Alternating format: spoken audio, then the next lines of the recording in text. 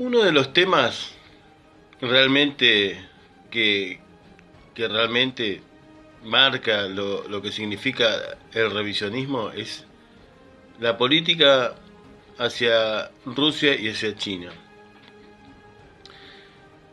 Creo que cualquier analista más o menos serio, economista, de la ideología que sea, entienden que China está compitiendo con Estados Unidos por los mercados y que esa competencia no es solamente comercial, sino que tiene que ver con cuestiones de dominio, ¿no? Saliendo de lo de Taiwán, digamos, han tendido una red importantísima a través de los bancos, donde, por ejemplo, en Europa hay muchos capitales que dependen de Rusia, digamos, ¿no? De China.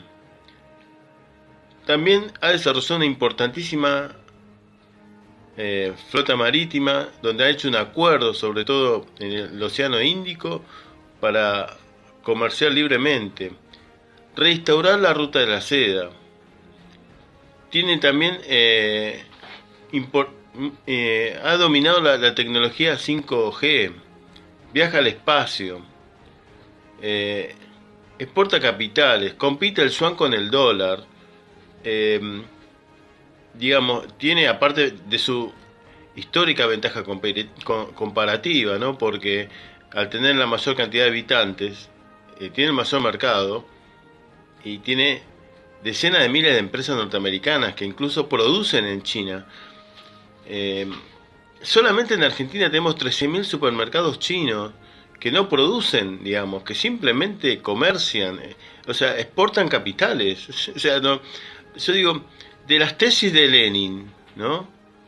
Eh, ¿Cuáles son las que no cumple China? Digamos, yo quiero saber una que no cumpla, al igual que Rusia, la segunda potencia militar del mundo, exporta AK-47 a lo loco, tienen paraísos fiscales, concentración de la economía, ha condonado la deuda a los países del África, digamos, eh, tiene un frente con China, ahora intervino militarmente en Siria, invade Ucrania, que ya la continuación, digamos, ¿no? de toda su política. Entonces, no hay que preguntarse si son imperialistas, sino si hay alguna condición por la que no deban caracterizar, porque las cumplen todas. Y eso me parece muy grave en el revisionismo del trotskismo.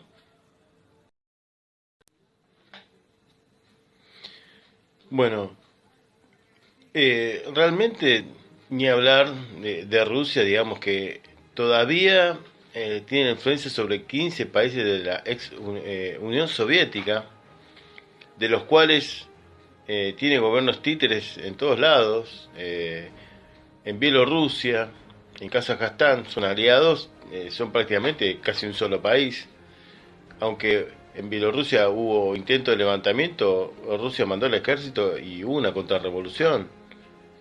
Eh, Esto viene desde Chechenia en el 99, Georgia en 2007, la invasión de Crimea y después en Ucrania. También fue en Siria y así podríamos decir un largo etcétera. Es una potencia militar. Ni hablar de los países de los que eran del Glasis. Por ejemplo, Polonia se está preparando para una posible invasión, digamos. Entonces, eh, ¿estamos de acuerdo que Rusia ya no es un Estado obrero? Por ahí, yo digo, por ahí, si piensan que es un Estado obrero, bueno, estamos complicados. Y que China también es un país capitalista. Y que están en una fase superior de dominación, ya no solamente de sus fronteras, sino fuera de sus fronteras. Eh, que es económica, pero también se expresa a nivel militar, que es la máxima, es la política por otros medios. Hay una ley transitiva, ¿no? Que podríamos aplicar la ley transitiva, ¿no? Que si este, la política es economía concentrada y la guerra a continuación de la política por otros medios. Entonces, la cuestión económica, o sea, la cuestión militar es el final, el resultado de toda una política económica y política.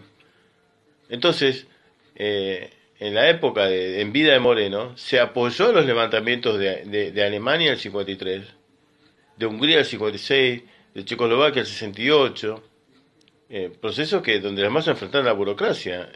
Nosotros luchamos por la revolución política. Si en ese momento se apoyaron, ahora con más razón que son países capitalistas con ambiciones imperialistas. O sea, hemos retrocedido teóricamente mucho y la razón de ser, que es reconstruir la Cuarta Internacional, es una necesidad, pero con estas políticas no lo vamos a lograr. Porque se ha retrocedido y hay que decirlo claramente. Estamos contentos con el FIT, estamos contentos con el crecimiento del trotskismo en Argentina, pero hemos retrocedido teóricamente. Bueno, ahora unas palabras de nuestro maestro León Trotsky sobre qué hacer cuando un imperialismo ataca a un país más débil.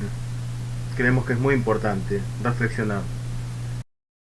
Sin dejar de sostener al país colonial y a la URSS en la guerra, el proletariado no se solidariza, en ninguna forma, con el gobierno burgués del país colonial ni con la burocracia termidoriana de la URSS. Al contrario, mantiene su propia independencia política tanto frente a uno como frente a la otra.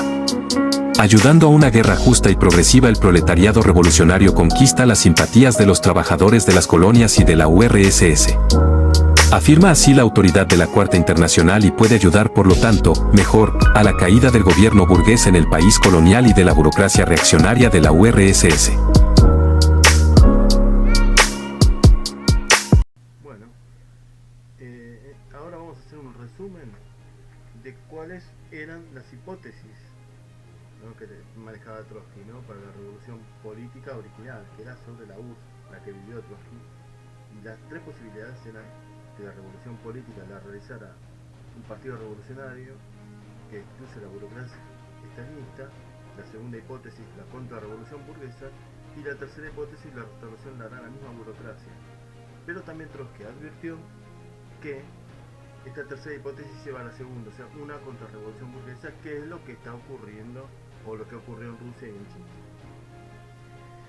El escenario cambió, ¿no?, con las revoluciones posguerra, con la caída del muro de Berlín en la previa, ¿no?, porque un tercio de la humanidad se habían agregado a la Rusia original, aunque nacieron burocratizados. Pero también, además del auge que tuvieron luego la Segunda Guerra Mundial y de la guerra imperialista, tuvo efectos devastadores las políticas de capitulación sistemática de Pablo Mandel, que hicieron que se llegue muy debilitado a este proceso, ¿no?